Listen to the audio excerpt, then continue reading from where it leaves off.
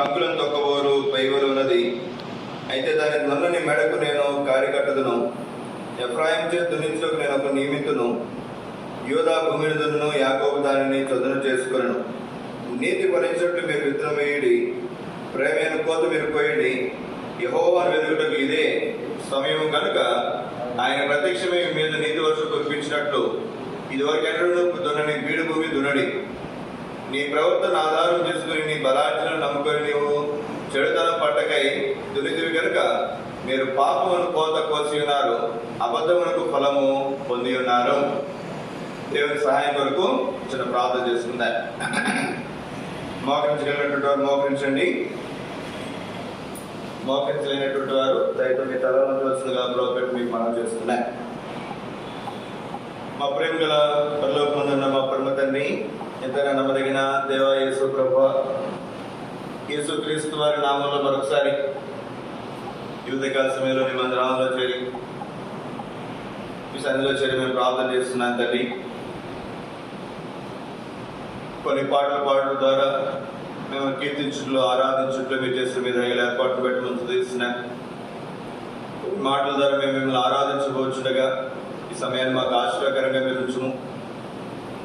మీరు మమ్మల్ని దర్శించము, పరిశుద్ధపరచము. ఈ సమయాన్ని మాకు ఆశీర్వాదకరముగా మీరు ఉంచుము. నా బట్టి నేను అపనమ్మకస్తుడు నా పితరులను మీ కలువరి రక్త ప్రోక్షణ తెచ్చుకుంటుండగా నా ఆత్మ ప్రాణ దేవుని మీరు కడుగు పవిత్ర పరిశుద్ధపరచు. ఈ సమయం కొరకు మీ ఆత్మతో నేను అభిషేకించు, మీ ఆత్మ సాయంత్రం మీరు అనుగ్రహించు.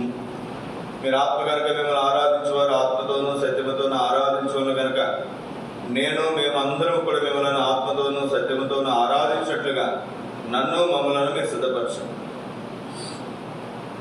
ఈ సమయాన్ని మాకు ఆశీర్వాదకరంగా మీరు ఉంచు,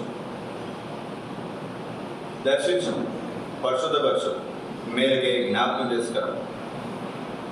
మీ కృపను మీ కనికరమును కోరుకోవచ్చు, మీ దయను మీ వాత్సల్యతను కోరుకోవచ్చు. సమస్త మహిమ ఘనత ప్రభావం మీకు ఆరోపిస్తుంది. ఈ సమయాన్ని మాకు ఆశీర్వాదకరంగా మీరు ఉంచమని పరిశుద్ధపరచమని మాతో మాట్లాడమని నన్ను మీ సిలువ చోటు మరుగుపరచమని యేసు పరిశుద్ధ నామములో స్తుతించి ప్రార్థించి అడిగి వేడుకుంటున్నాము తండ్రి, ఆమేన్.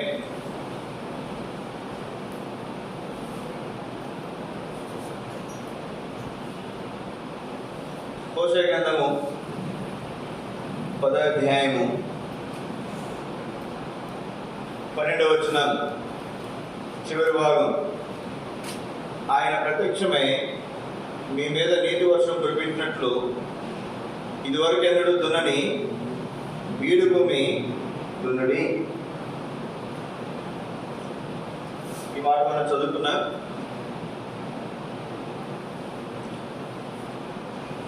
ఇది ఈ సంవత్సరం మన స్థానిక సంఘములకు దేవుడు ఇచ్చినటువంటి స్థానిక సంఘ వాగ్దానం. ఈ వాగ్దానమును మనం ధ్యానం చేస్తున్నాం. ఇదివరకు ఎన్నడూ దున్నని బీడు భూమి దున్నుడి. అది ఈ సంవత్సరం దేవుడు మనకి ఇచ్చినటువంటి మన స్థానిక సంఘానికి ఇచ్చినటువంటి స్థానిక సంఘ వాగ్దానం.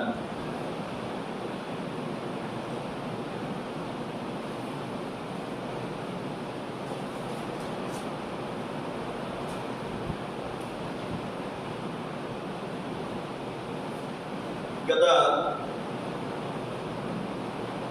జనవరి ఫిబ్రవరి మాసంలో ఈ అధ్యాయంలో ఉన్నటువంటి మిగిలిన వచనాలు అంటే 10వ వచనం వరకు 14, 15 వచనాలు మనం ధ్యానం చేసి ఇప్పుడు ముఖ్యమైనటువంటి వచనాలు 11, 12, 13 వచనాలు మనం కలిపి చదువుకున్నాం.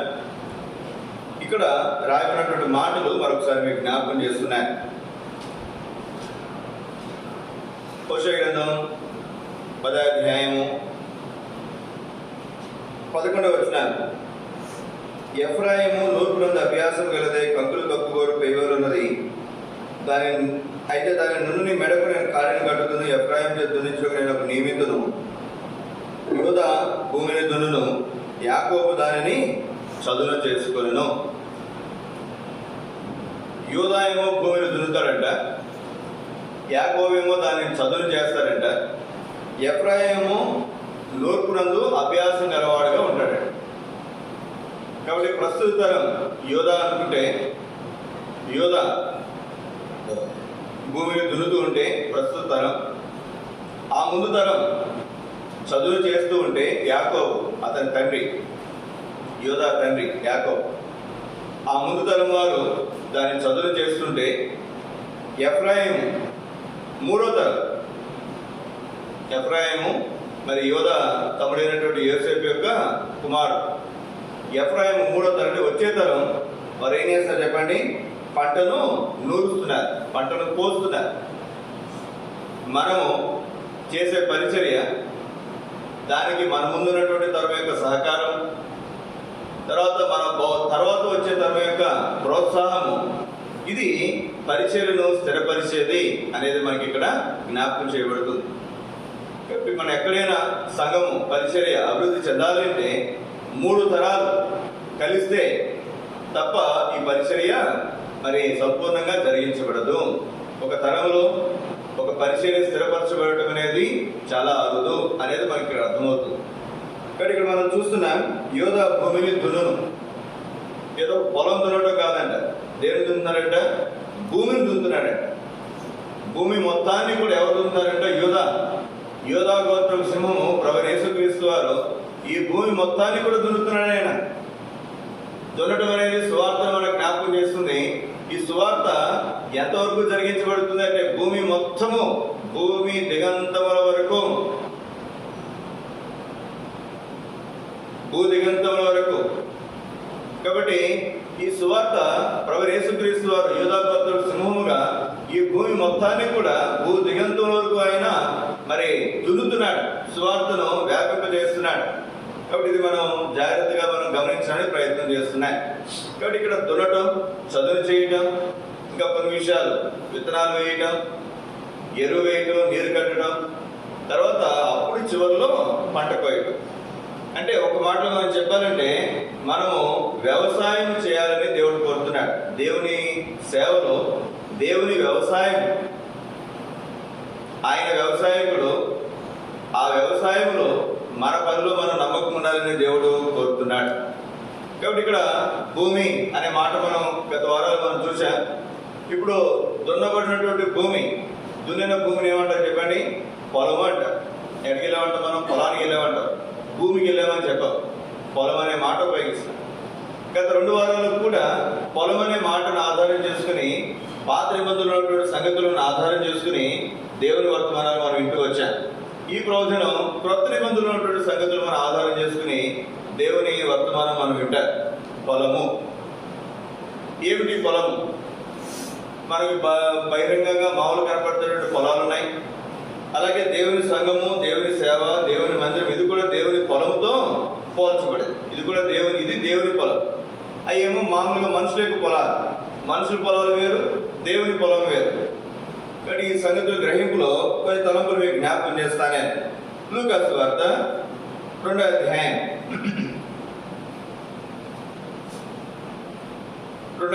8వ వచనం. ఆ దేశములో కొందరు గొర్రెల కాపరులు పొలములో ఉండి రాత్రి వేళ తమ మందను కాచుకొనుచుండగా. ఎవరున్నారంటే ఇక్కడ? గొర్రెల కాపరులు కొందరు ఎక్కడున్నారంట? పొలంలో ఉన్నారంట. ఆ మైదానంలో ఉన్నారని రాయొచ్చుగా, ఆ లోయలో ఉన్నారని రాయొచ్చుగా. ఎక్కడుండగా దేవుని వాళ్ళ దగ్గరికి వచ్చిందండి? పొలంలో ఉండగా. పొలంలో ఏం చేస్తున్నారు వాళ్ళు? గొర్రెలు కాస్తున్నారు. పొలంలో గొర్రెలను వారు పరుండు పెట్టారు. ఇంకా చెప్పాలంటే ఇది రాత్రి వేళ. రాత్రి వేళ గొర్రెల మందులు ఏం చేస్తారు చెప్పండి? పరుంటాయి. పరుండు పెడతారు. వాటిని పగలంతా మేపుతారు. మేపిన తర్వాత ఒక స్థలాన్ని తీసుకుని వచ్చి అక్కడ వాటికి మరి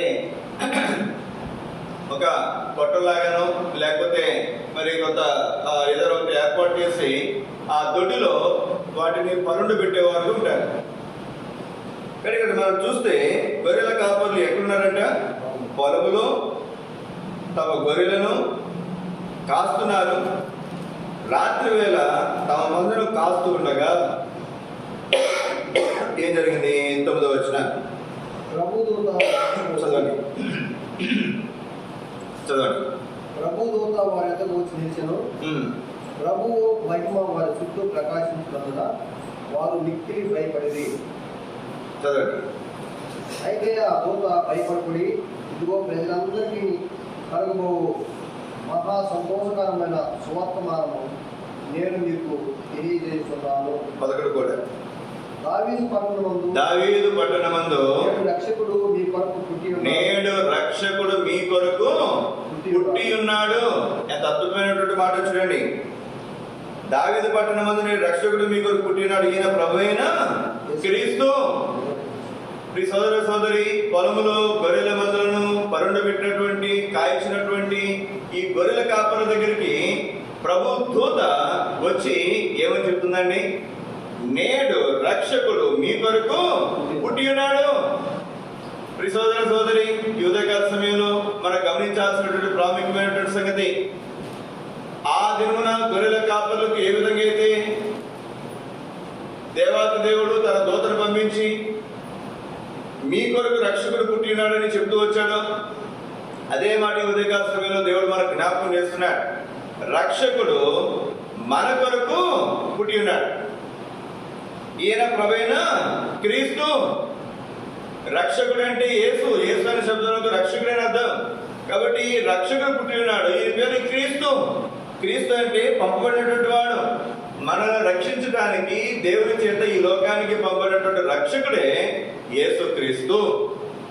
ఇక్కడ ఉదయకాల సమయంలో మొట్టమొదటిగా మనం గమనించాల్సినటువంటి మాట, మనం రక్షించడానికి దేవాతి దేవుడు ప్రభు యేసుక్రీస్తు వారి రూపంలో నరరూప అవతారములో ఈ లోకానికి దిగి వచ్చాడు. ఆయన ప్రభు యేసుక్రీస్తు వారు ఆయన దిగి వచ్చుట ద్వారా మన కొరకు ఎవరు వచ్చారంటే రక్షకుడు వచ్చాడు. తన ప్రజలను మత్తయి 1:21 మనం చూస్తాం. వారి పాపముల నుండి ఆయనే రక్షించుడు కనుక ఆయనకు యేసు అను పేరు పెట్టబడును. మనలను మన పాపం నుంచి రక్షించడానికి, మన పాపం నుంచి విడిపించడానికి, మన పాప శిక్ష నుంచి విడిపించడానికి ప్రభు యేసుక్రీస్తు వారు ఈ లోకానికి దిగి వచ్చాడు. ప్రియ సోదర సోదరి, మన పాపం బట్టి మనము నాశనానికి, నిత్య నాశనానికి, నరకానికి పాత్రమైనట్టుగా నీవు నేను నశించుట, నిత్య నాశనానికి, నరకానికి పోవుట దేవునికి ఇష్టం లేక ఆయన తన కుమారుడు మన సొంత రక్షకుడైన యేసుక్రీస్తు అని లోకానికి పంపించడం ద్వారా శిలువ రక్తంలో నేను ఆ పాపమును కడుగుట ద్వారా మనలను ఆయనకు కుమారులుగా కుమార్తెలుగా చేసుకుని ఉన్నాడు. ప్రియ సోదర సోదరి, యూదకాల సమయంలో అందుకే మనం ఆయన ఆరాధించబద్దులమైన, ఆయన మనకు రక్షకుడు ఈ లోకానికి దిగి వచ్చాడు కనుక మనం ఆయన ఆరాధించబద్దులమైన. చదవండి 15వ వచనం నుండి 20 వరకు. మరి ఇప్పుడు రక్షకుడు కనబడినప్పుడు లేదా రక్షకుడు పుట్టి ఉన్నప్పుడు అక్కడున్నటువంటి వారు ఏం చేశారు? లోక 2:15 నుంచి 20 వరకు. ఆ దూతలు తమ ఎదురు నుండి పరలోకం వెళ్ళిన తర్వాత ఆ గొర్రెల కాపరులు జరిగిన ఈ కార్యమును ప్రభు మనకు తెలియజేయుచున్నాడు. మనము బెత్లెహేము వరకు వెళ్ళి చూద్దాము రండి అని. ఆ గొర్రెల కాపరులు అనుకున్నారు, బెత్లెహేము వరకు వెళ్ళి మనం చూద్దామండి. చదవండి. త్వరగా వెళ్ళి పండుకొని ఉన్న శిశువును చూచిరి. ఎలా వెళ్ళారంటే వీళ్ళు త్వరగా. ప్రియ సోదర సోదరి, ఎప్పుడైతే రక్షకుడు పుట్టి ఉన్నాడో, ఎప్పుడైతే వారికి తెలియబడిందో, వెంటనే వారు ఏం చేసేపడి మనం వెళ్ళి చూద్దామండి. వారు ఎలా వెళ్తున్నారంట? త్వరగా త్వరగా. ప్రియ సోదర సోదరి, అందుకే దేవుని మందిరానికి మనం ఎట్లా రావాలి చెప్పండి? ఎట్లా? త్వరగా. వీళ్ళు ఎవరండి? వీళ్ళేమి చదువుకున్నటువంటి వారు కాదు, వీళ్ళేమి జ్ఞానులు కాదు, వీళ్ళేమి గొప్పవారు కాదు. ఎవరండి వీళ్ళందరూ? ఎవరు చెప్పండి? గొర్రెల కాపరులు. మరి అది గొర్రెల మంది ఉన్నాయి. రాత్రి అది పగల పని, పగలు కాదు రాత్రి. రాత్రి దేవునితో వాళ్ళు కనపడితే వాళ్ళు ఏమన్నా చెప్పండి? మనం బెత్లెహేమునకు వెళ్దాం, త్వరగా వెళ్దాం. ఏమన్నా చెప్పండి? త్వరగా వెళ్ళి మరియను పండుకొని శిష్యులు చూసి 17 వారు చూచి శిష్యులు గూర్చి తమతో చెప్పబడిన మాటలు ప్రచురం చేశారంటే అంత అద్భుతమైనటువంటి సంగతో. ప్రియ సోదర సోదరి, అందరికీ అనుభవం ఉండదండి. యేసుక్రీస్తును ఎరిగినటువంటి వారు త్వరగా మందిరానికి రావాలి. తర్వాత ఏం చేస్తారంటే వీళ్ళు దేవుని గురించిన సంగతులు ప్రచురం చేస్తారంట, ప్రకటన చేస్తారంట. కొంతమంది అయితే మరి కనీసం రోజుకొకసారైనా లేదా 2 రోజులకు ఒకసారైనా దేవుని గురించి ఎదుటి వారికి చెప్పకపోతే మనసు నెమ్మదిగా ఉండదు. దేవుని గురించి చెప్పాలనేటువంటి సంగతి, వారి గురించి చెప్పాలి, దేవుని గురించి చెప్పాలి ఎవరికి అనేటువంటి ఆశ, తృష్ణ ఇంతకుముందు మనకు ఉందా? రక్షించబడక మనకు లేదు. ఇప్పుడు ఏం చేస్తున్నప్పుడు ఏదైనా అవకాశం దొరికితే వెంటనే దేవుని గురించి మనం చెప్పడానికి, కొన్ని మాటలు చెప్పడానికి ప్రయత్నం చేస్తున్నారు. ఇంకా చదవండి 18. గొర్రెల కాపరులు తమతో చెప్పిన సంగతులను గూర్చి విన్న వారందరూ మిక్కిలి ఆశ్చర్యపడి, అయితే మరియా ఆ మాటలన్నీ తన హృదయంలో తలపోసుకొనుచు భద్రం చేసుకొని. మరి మాత్రం ఏం చేస్తుందంట? ఆ మాటలన్నీ హృదయంలో తలపోసుకొనుచు, విన్న మాటలు భద్రం చేసుకుంటుంది, వాటిని తలపోసుకుంటుంది. ఇప్పుడు రండి అందరూ కలిసి 20 వచ్చినాను. అంతటా ఆ గొర్రెల కాపర్లు తమతో చెప్పినట్టుగా తాము విన్న వాటిని కన్న వాటిని గూర్చి దేవుని మహిమపరచుచు స్తోత్రము చేయించు, తిరిగి దేవుని మహిమపరచుచు స్తోత్రము చేయించు. ఎంత అద్భుతమైనటువంటి సంగతి. ప్రియ సోదర సోదరి, మనం కూడా ఈ ఉదయకాల సమయంలో ఎందుకు దేవుని మందిరానికి వచ్చాం? దేవుని మహిమపరచడానికి వచ్చాం, దేవునికి స్తోత్రములు చెల్లించడానికి వచ్చాం. కానీ ఉదయకాల సమయంలో ఎంత గొప్ప ఆధిక్యతో, ఎంత గొప్ప భాగ్యమో, ఎంత గొప్ప భాగ్యమో, ఇంత గొప్ప భాగ్యాన్ని దేవుడు మనకు అనుగ్రహించాడు. దేవుని మహిమపరిచే భాగ్యాన్ని ఇచ్చాడు. ఆనాడు ఎవరికి ఇచ్చారు చెప్పండి? ఫస్ట్ ఎవరు దేవుని స్తుతించారు? ఇక్కడ చూడండి ఒక మాట, 13-14 వచ్చినారు. వెంటనే పరలోక సైన్య సమూహం ఆ దూతతో కూడా నుండి సర్వోన్నతమైన సర్వంలో దేవునికి మహిమయు, ఆయనకి ఇష్టమైన మనుషులకు భూమి మీద సమాధానం కలుగును గాక అని దేవుని స్తోత్రము చేయించుండి. మొట్టమొదటిగా దేవుని ఆరాధించింది పరలోక సైన్య సమూహం. యేసుక్రీస్తు వారు ఈ లోకంలో జన్మించిన వెంటనే పరలోక సైన్య సమూహం దేవుని ఏం చేసి చెప్పండి? ఆరాధిస్తే ఆ తర్వాత ఎవరికి ఇచ్చాడంటే ఆధిక్యత? దేవుడు ఎవరికి ఇచ్చాడు? గొర్రెల కాపర్లకు ఇచ్చాడు. ఎవరి గొర్రెల కాపర్లు? త్వరగా వెళ్ళినటువంటి వారు. చాలా మందిరాల్లో ఇప్పుడు లేదులేండి సంగతి. పాతకాలంలో పాటలు పాడేటప్పుడు మందిరానికి వచ్చిన వాళ్ళని ఆరాధించమనేవారు కదండి. పాటలు అయిపోయిన తర్వాత మందిరానికి వచ్చారనుకో, వాళ్ళని ఆరాధించొద్దు అనేవారు. ఇంకా పాతకాలానికి పోతే 10ంటికి మందిరం, 10:30కి మందిరం అనుకోనండి, 10:30కి గేట్లు తాళాలు వేసేవారు. గేట్లు తాళాలు వేసేవారు. 10:30 తర్వాత వస్తే ఇంకా బయట ఇంక వెళ్ళిపోవడం వెనక్కే. ఇప్పుడు కనుక మనం అట్లా చేసామనుకోండి, ఇంకా నేను ఒకరిద్దరు ఉంటారేమో కదండి. ఈ రోజుల్లో ఎక్కడికి వెళ్ళినా సరే నిదానంగా వస్తారు. ఎక్కడికి చెప్పి నిదానంగా వస్తారు, నిదానంగా. అందుకే మనం ఆరాధించలేదు. ఆరాధన దేవునికి ఇచ్చేది. ప్రతిరోజు దేవుడి దగ్గర మనం అడుగుతూ ఉంటాం. ఈరోజు మనం దేవునికి ఇచ్చేది మన చేయి పైన ఉంచుతున్నారు దేవుడు. ఎంత గొప్ప సంగతో చూడండి. ఆ ఇచ్చే విషయంలో మనం ఆలస్యంగా వస్తే ఏమాత్రం ప్రయోజనము? ఇక్కడ వీళ్ళు ఎవరంట? త్వరగా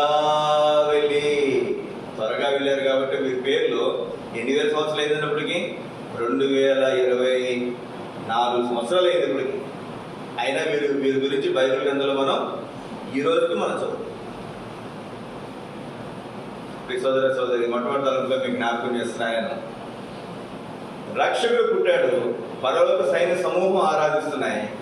తర్వాత గొర్రెల కాపర్లు వారు కూడా వీళ్ళు ఏం చేస్తారు చెప్పండి? దేవుని మహిమపరిచి ఆయనను స్తోత్రం చెల్లిస్తున్నారు.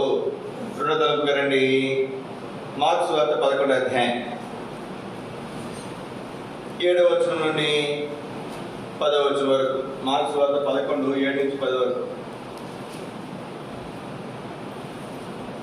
వారు ఆ గాడి పిల్లలు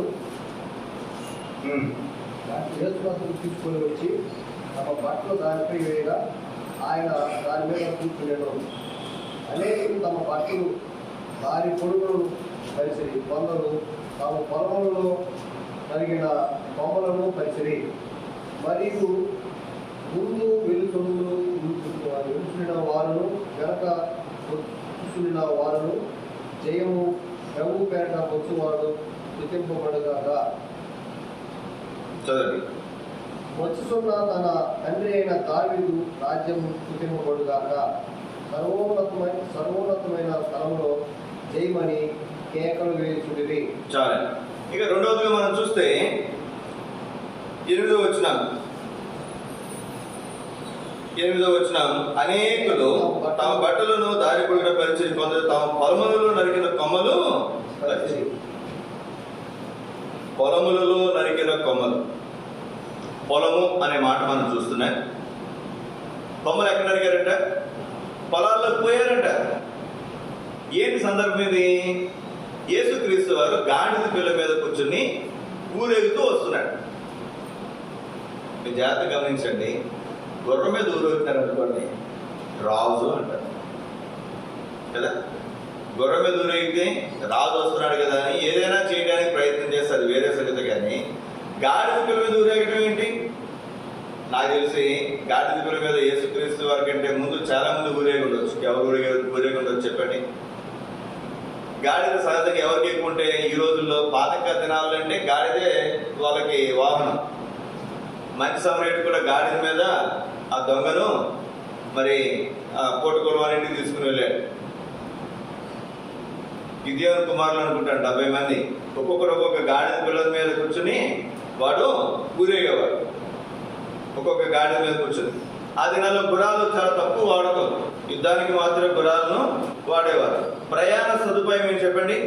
మనందరం బండి మీద వస్తున్నాం. ఆ రోజుల్లో గాడిద వాళ్ళకి ప్రయాణ సాధన. తర్వాత చాకలి వాడు. సహజంగా ఈ దినాల్లో ఎక్కువ మంది గాడిదను ఎవరు ఉపయోగిస్తారు చెప్పండి?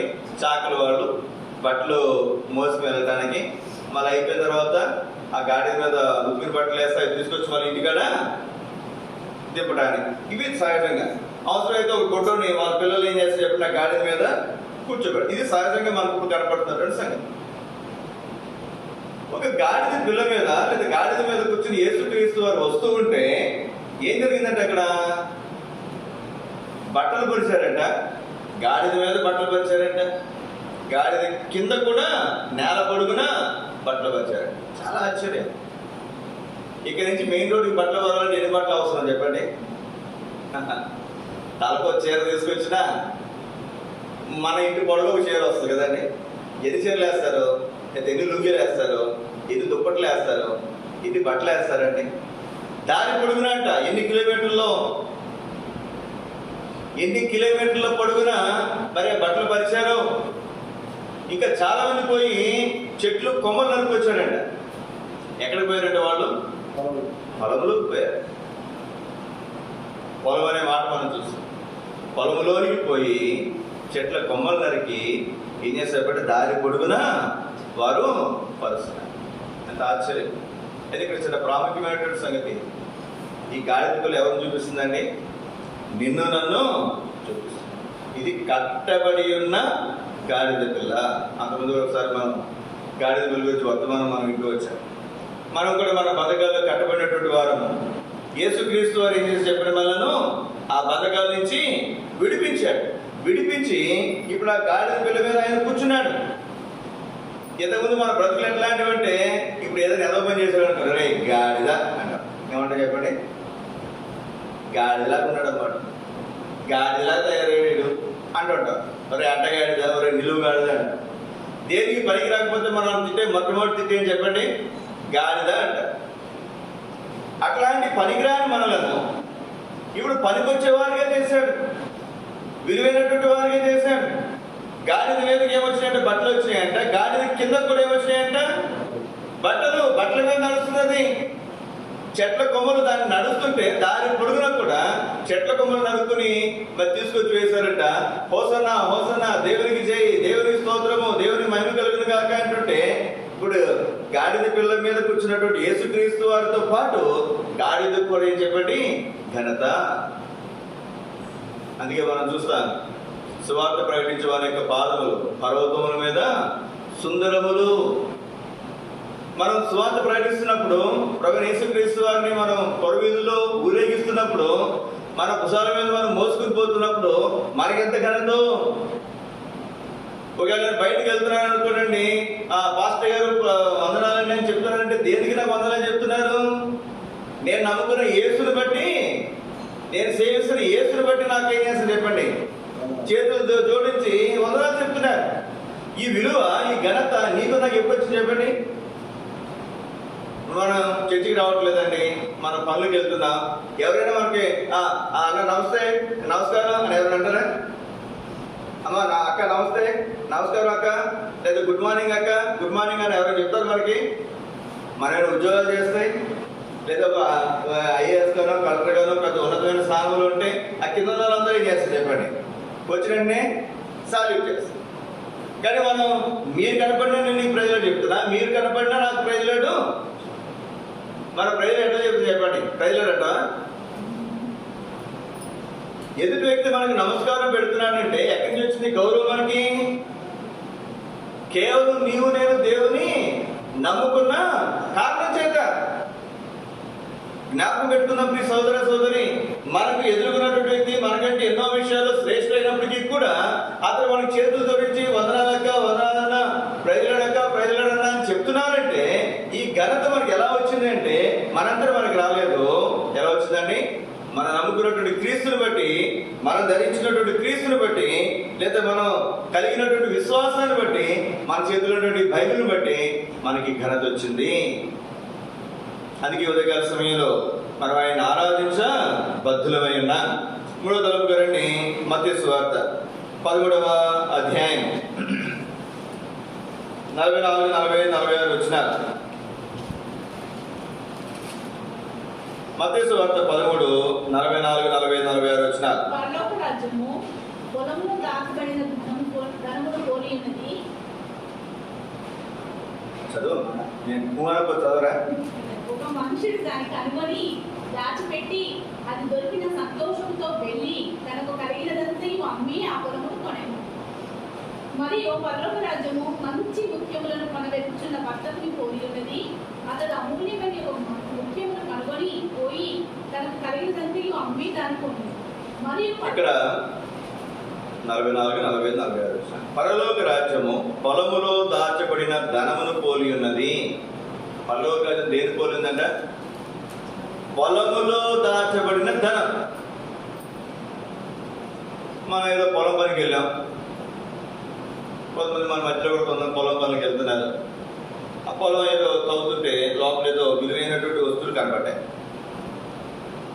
ఇప్పుడు ఒక అక్క పనికి వెళ్ళింది, పొలం వెళ్ళింది, అక్కడ చాలా విలువైనటువంటి బంగారం మీద కనపడింది అనుకోండి. ఇప్పుడు అది తీసుకురావాలంటే కుదరదుగా. ఎందుకని? ఆ పొలం వాళ్ళది కాదు, పని చేయడానికి వెళ్ళారంటే అక్కడికి. ఇప్పుడు ఇంటికి వచ్చిన తర్వాత ఆయన చెప్పింది, ఏమంటే పలానా పొలం, అక్కడ చాలా నిధులు ఉన్నాయి, రకరకాల సంగతులు ఉన్నాయి అని చెప్తే వీళ్ళు ఏం చేశారు? వాళ్ళు కొన్ని అన్నీ అమ్మేసి ఆ వ్యక్తి దగ్గరికి పోయి, అయ్యో మీ పొలం అమ్మితే కొనుక్కుంటామంటే అతను డబ్బులు ఇప్పిస్తానంటే ఏం చేస్తారు చెప్పండి?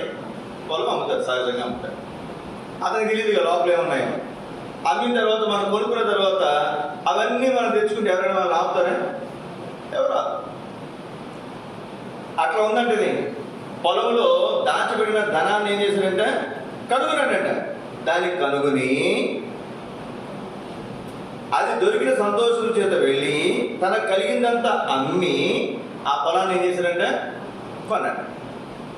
ఇప్పుడు ఆ పొలాన్ని కొంటే ఆ ధనవంతం ఎవరు చెప్పండి? ఆ పొలాన్ని కొంటే ఆ ధనవంతం ఎవరిది? కొనుక్కున్నటువంటి వ్యక్తి. ఈ దాచబడిన ధనం వెళ్ళినటువంటి పొలమే పరలోక రాజ్యం. పరలోక రాజ్యాన్ని మనం కనుగొన్నప్పుడు, దాన్ని మనం పొందినప్పుడు మనకున్నదంతా అమ్మటానికైనా మనము ఇష్టపడతాం, మనకున్నదంతా విడిచిపెట్టడానికైనా మనము ఇష్టపడతాం. చాలా మంది గొప్ప సాక్ష్యాలు మనం చూస్తాం. దేవుని సేవకులు, ముఖ్యంగా దేవుని సేవకు వచ్చేటువంటి వారు, లేకపోతే ఐదుగురు గుండి రక్షించబడినటువంటి వారు, వాళ్ళ తల్లిదండ్రులు అంటారు, రే నువ్వు కనుక యేసుక్రీస్తు నమ్ముకుంటే చిల్లిగవేమో నీకు. ఏమంటారు చెప్పండి? నువ్వు ఇవ్వకపోయినా పర్వాలేదు, నువ్వు ఇవ్వకపోయినా పర్వాలేదు, ఒక్క రూపాయి నాకు వద్దు. ఒక ఆయన, నా పేరు జ్ఞాపకం రావట్లేదు, అన్న మాకు పర్చేస్ వాళ్ళ నాన్నగారు వాళ్ళ బంధువులు సంతకం కూడా పెట్టించుకున్నారంట.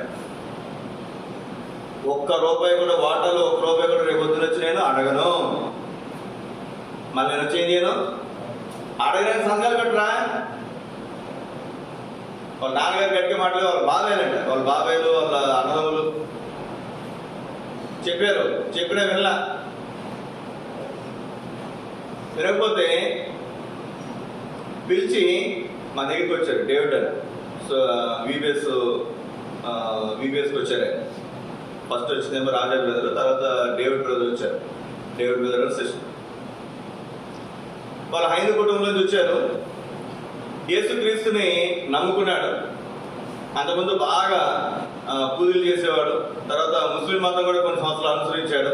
తర్వాత యేసుక్రీస్తుని నమ్ముకున్నాడు. యేసుక్రీస్తు నమ్ముకున్న తర్వాత నమ్ముకున్న కారణం చేత మరి చాలా చాలా రకాలుగా ఆయన్ని ఇబ్బంది పెట్టారు, చాలా రకాలు. మరి ఇంకా అట్లాగే చాలా మంది ఉంటారు. కొంతమంది అయితే సంతకాలు పెట్టించుకుంటారు. ఏమని, మీ ఆస్తిలో ₹1 కూడా నాకు వద్దు, నేను ఆశించను అని సంతకం పెట్టించుకుని అప్పుడు ఇంట్లో బయట పంపించేస్తారు. ఎందుకంటే రేపు వాళ్ళు వస్తాడేమో. నా జీవితంలో అంత అనుభవం లేదు, కానీ చిన్నపాటి అనుభవం. నేను 2004లో ఫిబ్రవరిలో మరి అక్కడ దగ్గర ప్రాంతాల్లో రూమ్ తీసుకుని విశ్వాసం ఉన్నటువంటి దినాలు బాప్తిజం గురించి దేవుడు నన్ను ప్రేరేపించాడు. అప్పటికి రక్షణ తీర్మానం చేసుకుని 4 సంవత్సరాలు అయింది. అప్పటికి ఆలస్యమైంది.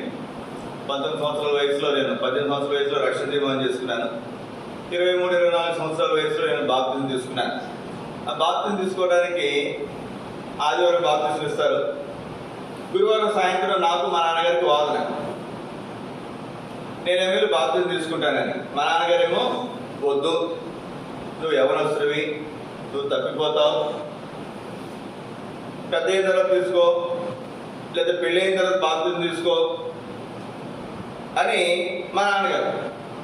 తీసుకోవద్దట్లేదు, తీసుకో, ఎందుకంటే నా గురించి తెలుసు కదా ఆయనకి, నాకున్న బలహీనత ఆయనకి బాగా తెలుసు. కానీ నువ్వు బలహీనుడు పడిపోతావురా అని చెప్పాడు. నేనేమో కుదరదు, ఎట్టి పడితే తీసుకోవాలన్నాను. నేను కుదరదు తీసుకోవాలనేసరికి ఆయన, నేను మొండిపెట్టి పెట్టేసరికి ఆయన మొండిపెట్టి పెట్టాడు. ఎంతవరకు వచ్చిందంటే, నా మాట వినకుండా నువ్వు కనుక వెళ్ళి తీసుకుంటే నీకు నాకు సంబంధం లేదన్నాడు. నా ఆస్తిలో సిల్లుగా ఇవ్వనన్నాడు. నా ఇంటికి గమ్మం తొక్కనేమన్నాడు. సరే నువ్వు తొక్కనివ్వకపోయినా పర్లే, ఎందుకని నా శరీరం తిన్న రక్తం త్రాగు అని పరలోక రాజ్యంలో ప్రవేశిస్తారని బైబిల్ చెప్తుంది. ఇప్పుడు నేను చచ్చిపోతే నేను ఆడిపోతాను, నేను నరకానికి పోతాను. కాబట్టి నువ్వు ఇచ్చినా పర్వాలా, ఇవ్వకపోయినా పర్వాలా అని చెప్పి ఆ రోజు రాత్రి 8ంటికి మొదలు పెట్టాము. రాత్రి తెల్లారైతే 2-3 అయింది. అప్పుడు నిర్ణయం ఏంటి, నేను వెళ్తా తీసుకుంటాను అంతే, కొడుకున్నా ఆయన మంచం, ఆయన కూడా నా మంచం కొడుకు. తర్వాత బయలుదేరి నేను హైదరాబాద్ వచ్చాను. తర్వాత బాప్తిజం తీసుకున్నాను. తర్వాత 1-2 నెలలకు మళ్ళీ ఇంటికి వెళ్ళాను.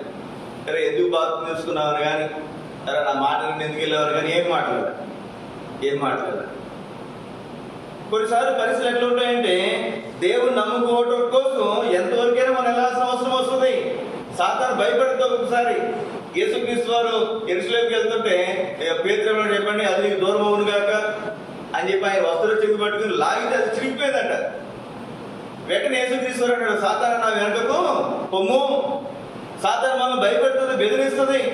ఇక్కడ మనం చూస్తే ఆ దాచి ఉన్నటువంటి ధనం, అది పరలోక రాజ్యం, అది పొందిన దానికి మనకున్నంతా ఇచ్చేసైనా సరే అందులో ప్రవేశించడానికి మనం ఏం చేస్తాం చెప్పండి, ప్రాకులాడుతున్నాం, ప్రయాసపడుతున్నాం. ఈ లోకంలో ఒకవేళ ₹1,00,00,000 పెడితే పరలోకం అన్నారనుకోండి, ఇక్కడ ఎవరైనా ఉంటారా? మనం ఎవరో అందులో ఉండం. ఎవరుంటారు చెప్పండి? అంబానీ ఉంటాడు, అదానీలు ఉంటారు కదా. వాళ్ళ కోట ఏంటి, 100 కోట్లైనా సరే కొనేసుకుంటారు వాళ్ళు. అట్లాంటి అవకాశం లేదు. కానీ నీకు నాకు దేవుడు అవకాశాన్ని ఇచ్చాడు. నీకు నాకు అవకాశం ఇచ్చాడు. ప్రియ సోదర సోదరి, నిజముగా నీవు నేను ధన్యులమే. అందును బట్టి మనం దేవుని స్తుతించి ఆరాధించబద్దులమే. లూకా సువార్త 12వ అధ్యాయం 26వ వచనం నుండి 31వ వచనం వరకు. లూకా సువార్త 12. కాబట్టి కాకపోతే తక్కిన వాటిని కూర్చి మీరు చింతింపలేదా? పువ్వులు ఎలాగూ ఎదుగుచున్నవో ఆలోచించుడి. అవి కష్టపడవు, వడకవు. ఆయనను తన సమస్త వైభవంతో కూడిన సొలొమోను సైతము వీటిలో ఒకదాని వలనైనను అలంకరింపబడలేదని మీకు చెప్పుచున్నాను. 31 వరకు. నేడు పొలములో ఉండి రేపు పొయ్యిలో వేయబడు అడవి గడ్డిని దేవుడు ఇలాగూ అలంకరించిన ఎడల అల్ప విశ్వాసులారా, మీకు మరి నిశ్చయంగా వస్త్రములు ఇచ్చును. ఏమి తిందుమో ఏమి త్రాగుదుమో అని విచారింపకుడి, అనుమానము కలిగి ఉండకుడి. ఈ లోకపు జనులు వీటన్నిటిని వెతుకుదురు. ఇవి మీకు కావలసినవని మీ తండ్రికి తెలియను. మీరైతే ఆయన రాజ్యమును వెతుకుడి, దానితో కూడా ఇవి మీకు అనుగ్రహింపబడును. ఇక్కడ మీరు జాగ్రత్త గమనించండి. నేడు పొలములో ఉండి రేపు పొయ్యిలో వేయబడు అడవి గడ్డిని దేవుడు అలంకరించినలా. నేడు ఎక్కడ ఉంది? పొలంలో ఉంది. మనం ఇప్పుడంటే గడ్డిని తీసుకురావడంలో వంట చేయడానికి. మన చిన్నప్పుడు దేంతో ఉండేవారమ్మా? గడ్డి తీసుకొచ్చే వంటలు చేస్తాం. గిన్నెలన్నీ నల్లగా అయిపోయాయి కదండి, గిన్నెలన్నీ నల్లగా అయిపోయాయి. కట్టెలు ఉంటేనేమో కట్టెలతో అన్నం ఉండేవారు, గడ్డితోనేమో నీళ్లు కాయటము, ఏదైనా సాంబారు కాయటము అట్లా చేసేవారు. ఇప్పుడు కొంత టెక్నాలజీ మారింది, పరిస్థితులు మారినాయి. కట్టెలతోనేమో నీళ్లు కాస్తున్నారు, స్టవ్ మీదేమో అన్నం వండుతున్నారు కదండి. మారింది, టెక్నాలజీ మారింది. ఇప్పుడేమో ఇంకా మొత్తం అంతా గేదెలు వచ్చేసింది. మరి కరెంట్తోనే మొత్తం అన్ని కూడా సంగతులు చాలా వరకు జరిగిపోతుంది. పాతకాలంలో గడ్డి ఇక్కడ మనం చూస్తే నేడు పొలంలో ఉంది, రేపు ఎక్కడ ఉందంటే ఆ గడ్డి పొయ్యిలో ఉంది. మనం పొలాలు వెళ్ళి చూస్తే పొలాలు నీరున్నప్పుడు పచ్చగా ఉన్నప్పుడు భలే అందంగా ఉంటాయి. ఎండిపోయినప్పుడు కూడా పొలాలన్నీ చూడడం వేరు, చాలా అందంగా కనపడతాయి. ఎన్ని రంగులు ఉంటాయి మన అందులో. గడ్డి పువ్వులు మత్తయి సువార్త అనుకుంటాను 6వ అధ్యాయమో చూడండి. మత్తయి సువార్త 6వ అధ్యాయం 30 వచనం 29-30. అయినను తన సమస్త వైభవంతో కూడిన సొలొమోను సైతము వీటిలో ఒకదాని వలనైనను అలంకరింపబడలేదు. నేనంటే రేపు పొయ్యిలో వేయబడు అడవి గడ్డిని దేవుడిలాగా అలంకరించిన ఎడల అసలు చూడండి, నేడు రేపు పొయ్యిలో వేయబడు అడవి గడ్డిని దేవుడు అలంకరించాడంట. ఎన్ని రంగులండి దానికి. అడవి పూజ దగ్గరికి వెళ్ళి చూడండి, గులాబీ పూజ దగ్గరికి వెళ్ళారు అనుకోండి, ఎన్ని రకాలు ఉంటాయమ్మా? ఎర్ర గులాబీ, అది ఎర్రగానే ఉంటుంది. తెల్ల గులాబీ తెల్లగానే ఉంటుంది. నల్ల గులాబీలు కూడా ఉన్నాయి, పసుపు గులాబీలు కూడా ఉన్నాయి. అవి పసుపుగా ఉంటాయి, నల్లగా ఉంటాయి. అన్ని కలిసిన గులాబీలు ఉన్నాయా? లేవు. అదే గడ్డి పువ్వు దగ్గరికి పోయి చూడండి, ఎన్ని రంగులు ఉంటాయండి దానికి? కనీసం 3-4 రంగులు ఉంటాయి ఒక్కొక్క పువ్వుకి. ఓ పక్కనేమో వంక రంగు కనపడుతుంది, ఓ పక్కనేమో పసుపు రంగు కనపడుతుంది, ఓ పక్కనేమో ఎరుపు రంగు కనపడుతుంది, ఓ పక్కనేమో ఏ రంగు కనపడుతుందమ్మా? తెలుపు రంగు కనపడుతుంది. రకరకాలు. అడవి గడ్డిని, గడ్డి పువ్వులని దేవుడు ఇంతగా అలంకరిస్తే జ్ఞాపకం పెట్టుకున్నప్పుడు సోదర సోదరి, ఈ ఉదయకాల సమయంలో అనుదినం ఆయన మన భారము భరించున్నాడు. మనకి ఏమి కావాలో 32 వచనం 6:32 మత్తయి, ఇవన్నీ మీకు కావాలని మీ పరలోకపు తండ్రికి తెలియను. 33, కాబట్టి మీరు ఆయన రాజ్యం ఆయన నీతి అప్పుడు అవన్నీ మీకు ఇవన్నీ మీకు కావాలని తెలియను, కాబట్టి అప్పుడు అవన్నీ మీకు అనుగ్రహించబడు. మనకి ఏది అవసరమో. నిన్న ఒక సిస్టర్ దగ్గరికి వెళ్తే సిస్టర్ అంటున్నారు, అన్న ఎన్నో పరిస్థితులన్నా ఒంటరిగా కుటుంబాన్ని బిడ్డలను నేను తీసుకొస్తున్నాను. ఎన్నో పరిస్థితులు, ఒక ఇబ్బంది తర్వాత ఇంకో ఇబ్బంది, ఒక ఇబ్బంది తర్వాత ఒక ఇబ్బంది. అయితే అన్నింటిలోంచి దేవుడు నన్ను ఏం చేస్తాడు? ఒడ్డుకు తీసుకుంటాడు. ఏ రోజు ఏది అవసరమో అది నాకు ఇస్తాడు. వాడు ఉద్యోగం చేస్తున్నాడు, ఈ రోజు నాకు ఇది అవసరం, ఏదో ఒక దేవుడు నాకు అది ఏర్పాటు చేస్తాడు. రేపు ఇది అవసరం, దేవుడు ఏర్పాటు చేస్తాడు. అలాగే మన జీవితాల్లో జ్ఞాపకం పెట్టుకుందాం ప్రియ సోదర సోదరి, సింహం పిల్లలైనా లేమి గలవే ఆకలి కొనను కానీ యెహోవాను ఆశ్రయించిన వారికి ఏ మేలు కొదవ ఉండదు. అట్టి అనుభవంలో దేవుడు మనను సిద్ధపరుస్తూ మనకు కావాల్సినవన్నీ దేవుడు మనకు అనుగ్రహిస్తున్నందుకై మనం ప్రభుని స్తుతించి ఆరాధించే వారంగా మనం ఉంటాం. చివరి తలుపు కనండి, లూకా సువార్త 14వ అధ్యాయం 16వ వచనం చదవండి. 16, 17, 18 వచ్చిన ఆయన అతనితో ఇతను ఒక మనుషుడు గొప్ప విందు చేయించి అనేకులను పిలిచెను. విందు కాలమందు అతడు ఇప్పుడు సిద్ధమై ఉన్నది, వెంటనే పిలువబడిన వారితో చెప్పుటకు తన దాసుని పంపెను. అయితే వారందరూ ఏక మనసుతో నిపములు చెప్పసాగిరి. మొదటివాడు, నేను ఒక పొలము కొని ఉన్నాను, అవశ్యముగా వెళ్ళి దాన్ని చూడవలను, నన్ను క్షమింపవలనని నేను వేడుకొంచున్నాను. మరి ఒకడు, నేను 5 జతల ఎడ్లను కొని ఉన్నాను, వాటిని పరీక్షింప వెళుతున్నాను, నన్ను క్షమింపవలనని వేడుకొంచున్నానని. చాలా ఇక్కడ మీరు జాగ్రత్తగా ఆలోచన చేయండి. ఒకడు, ఒక యజమానుడు ఏం చేశాడంటే, ఒక మనుషుడు గొప్ప విందు చేయించాడు. ఇక్కడ పరలోక రాజ్యము దేనితో పోల్చును అని ఇక్కడ మనం ఒక విందుతో పోలుస్తున్నారు. ఈ విందు ఎలా ఉందంట గొప్ప విందు అంట. ఎలాంటి విందు అంటే ఇది గొప్ప విందు. ఈ విందు కోసం పిలిస్తే నాకు చాలా ఆశ్చర్యం. ఇప్పుడు కూడా ఎవరైనా మనం విందుకు పిలిస్తే మనం వెళ్ళడం మానేస్తామా? ఏమండి, ఏదైనా సామాన్య వ్యక్తి మన భోజనానికి పిలిస్తేనే మన ఇంట్లో ఎంత మనం స్పెషల్ చేసుకున్నా 2-3 రకాలు చేసుకుంటాం, అంతేగా? అంతకుముందు ఎక్కువ చేయంగా. పెళ్ళి అంటే కనీసం 5-6 రకాలు చేస్తారు. సహజంగా అసలు ఏం పెట్టేదో చూద్దామైనా పోతారు. పిల్లలు కూడా పోయి అని మన పిల్లలు కూడా తీసుకెళ్తాం విందుకి. ఏది సామాన్యమైనటువంటి విందుకి. అట్లాంటిది ఒక గొప్ప వ్యక్తి విందుకు పిలిస్తే, మన ఈ మధ్యన అంబానీ కొడుకు, ముఖేష్ అంబానీ కొడుకు పెళ్లి జరిగింది. 3 రోజులు పెళ్లి. ఎవరు వచ్చారు? అమితాబ్ బచ్చన్ వచ్చాడు, సచిన్ టెండూల్కర్ వచ్చాడు, హీరోలు అందరూ వచ్చారు, గొప్ప గొప్ప వ్యక్తులు అందరూ వచ్చారు, ఫారినర్స్ వచ్చారు. ఎందుకు వచ్చారు వాళ్ళందరూ? వాళ్ళ పని లేక వచ్చారా? అక్కడ ఏర్పాటు చేసింది ఎవరు? మనం కాదు ఏర్పాటు చేసింది. మన ఇండియా మొత్తంలోనే గొప్ప ధనవంతులు దానికి తగ్గట్టుగానే ఏర్పాటు చేస్తారు. అందుకే వారికి ఉన్నటువంటివన్నీ పక్కన పెట్టుకుని ఆ 3 రోజులు ఆ విందులో వారు పాల్గొని పొందుతూ వచ్చారు. అట్లాంటి ఇక్కడ ఒక గొప్ప వ్యక్తి అంట, ఒక రాజు గొప్ప విందు ఏర్పాటు చేస్తే ఏమన్నాడంటే, ఒక్కొక్కడు ఏమన్నాడంట, అయ్యా నేను పొలము ఏం చేశానని చెప్పండి.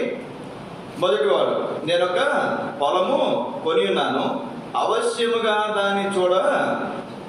ఎవరి పొలం కొన్నప్పుడు చూస్తాడా, కొనేసే చూస్తాడా? చెప్పండి, మీరు చెప్పండి.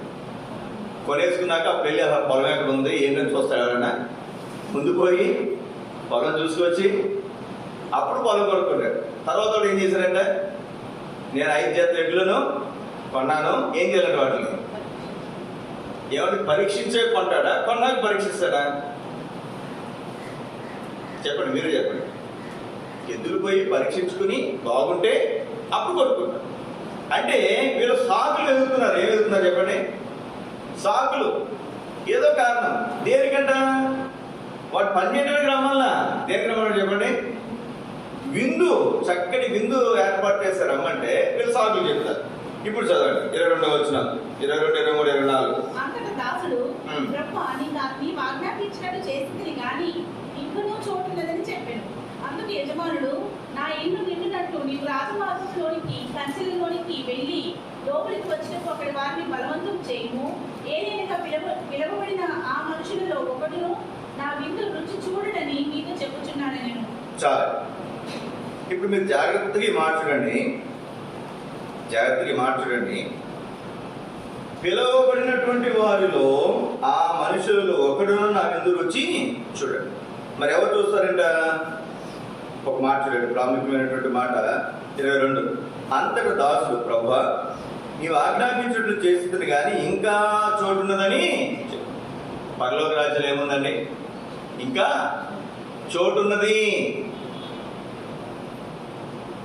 ఇంకా చోటున్నది.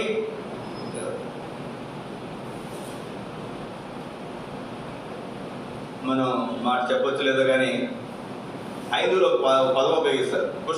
పుష్పక విమానం. ఎంతమంది ఎక్కినా అందులో ఇంకొకరి చోటు ఉంటుందండి. అది నిజం అబద్ధం మనకు తెలియదు, కానీ పరలోక రాజ్యంలో ఏముందంటండి? ఇంకా స్థలము ఉన్నది. యేసుక్రీస్తు తానే అంటాడు యోహాను సువార్తలో, చూడండి, నేను స్థలం సిద్ధపరచా వెలుచున్నాను. చూడండి ఆ మాట, యోహాను సువార్త 14వ అధ్యాయం. యోహాను సువార్త 14వ అధ్యాయము 2-3 వచనాలు. నా తండ్రి ఇంటి అనేక నివాసములు కలవు, లేని ఎడల మీతో చెప్పుదును, మీకు స్థలం సిద్ధపరచ వెలుచున్నాను. నేను వెళ్ళి మీకు స్థలం సిద్ధపరిచిన నేను స్థలంలో మీరు నుండిలాగా మరలా వచ్చి నా ఎదురుటకు మిమ్మల్ని తీసుకుని నా తండ్రి యొక్క అనేక నివాసములు కలవు. సోదర సోదరి, ఈ లోకం విడిచిపెట్టిన తర్వాత యేసుక్రీస్తుని నమ్ముకున్నటువంటి మనం ఎక్కడ ఉండబోతున్నాం చెప్పండి? పరలోక రాజ్యంలో, తండ్రి ఇంటిలో, తండ్రి ఇంటి వద్ద. ఇక ఎవరి దగ్గర ఉన్నాయంటే నివాసాలు? నా తండ్రి ఇంట అనేక నివాసాలు. తండ్రి వద్ద కాదు. తండ్రి వద్ద అంటే ఉదాహరణకి ఇది తండ్రి నివాసం అనుకుంటే పక్కన చుట్టూరు అనుకుంటా. తండ్రి ఇంట, అది తండ్రి ఇల్లు, తండ్రి ఇంట్లో నివాసాలు ఉన్నాయి. అంటే మనం ఎక్కడికి పోతాం? మనం తండ్రి ఇంట్లోనికి. ఎంత ఆధిక్యత చూడండి, ఎంత ఆధిక్యత! ఇంత గొప్ప ఆధిక్యత ప్రభువు యేసుక్రీస్తు వారు మనకు అనుగ్రహించబోతున్నారు. అది కేవలం క్రైస్తవులకు మాత్రమే, యేసుక్రీస్తుని నమ్ముకుని ఆయన మార్గాలు నడుస్తున్నటువంటి వారికి మాత్రమే ఇవ్వబోతున్నాడు. అందుకే ఉదయకాల సమయంలో మనం ఆయన ఆరాధించబద్దులమైన మనం ఏపాటి వారు, ఎట్లాంటి వారు? అట్లాంటి నిన్ను నన్ను పిలువబడినటువంటి వారు ఎంతో మంది ఉన్నప్పటికీ వారు పోగొట్టుకున్నారు కనుక ఆధిక్యత దేవుడు నీకు నాకు అనుగ్రహించాడు. నీకు నువ్వు వస్తే నాకు, నేను వస్తే నీకు స్థలం లేదు అనుకోవడానికి ఏమీ అక్కడ లేదు. మనందరి వెళ్ళినా ఇంకా కొంతమందికి ఇంకా అక్కడ స్థలము ఉంది. మన ప్రకటన 7వ అధ్యాయంలో మనం చూస్తాం, ప్రతి గోత్రం నుంచి 12,000 మంది ఉంటే ఎవరు లెక్కింపజాలని గొప్ప సమూహం అక్కడ ఉందండి. ప్రతి జన్మలో నుండి, ప్రతి వంశంలో నుండి, ఆయా భాషలు మాట్లాడే వాళ్ళ నుండి ఎవరు లెక్కింపజాలని గొప్ప సమూహం పరలోక రాజ్యంలో కనపడుతుంది. అందులో నువ్వు నేనున్నా, మనం అందరం కూడా ఉన్నా. మన ముందు తరం ఉంది, మన తర్వాత వచ్చే తరం కూడా ఉంది. కాబట్టి ప్రభువును మనం స్తుతించి ఆరాధించ బద్దులమైన. కాబట్టి దేవుని వాక్యాలను ఆధారం చేసుకుని మనం ఆయన ఆరాధించే వారంగా మనం అందులో లేచి కూడా పాట మనం పాడుకుంటే,